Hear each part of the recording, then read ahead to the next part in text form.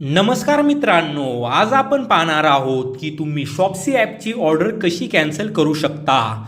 इथे तुम्हाला मी दोन पद्धती सांगणार आहे। तुम्ही कोणती पण एक पद्धत यूज करून तुमची ऑर्डर 100% कॅन्सल करू शकता।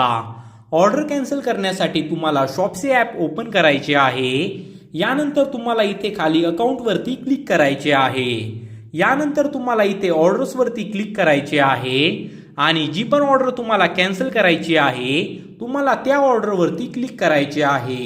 यानंतर तुम्हाला इथे वरती दिसेल हेल्प, तुम्हाला यावरती क्लिक करायचे आहे आणि इथे खाली कॅन्सल ऑर्डरवरती क्लिक करायचे आहे आणि इथे परत तुम्हाला कॅन्सल ऑर्डरवरती क्लिक करायचे आहे।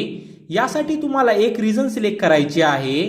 चला मी पहिलं रिझन सिलेक्ट करतो। यानंतर तुम्हाला इथे कॅन्सल लिहायचं आहे। अशा प्रकारे तुम्हाला कॅन्सल लिहायचं आहे आणि कंटिन्यू वरती क्लिक करायचं आहे। आता तुम्हाला ॲक्सेप्ट अँड कंटिन्यू वरती क्लिक करायचे आहे। यानंतर आपली ही ऑर्डर कॅन्सल झालेली आहे। जर तुम्हाला इथे कॅन्सल ऑर्डरचं बटन दिसत नसेल तर इथे दुसरी पद्धत ऑर्डर कॅन्सल करण्याची आहे। जेव्हा तुम्हाला तुमच्या डिलिव्हरी एजंटचा फोन येईल तेव्हा तुम्हाला सांगायचं आहे मला ही ऑर्डर कॅन्सल करायची आहे।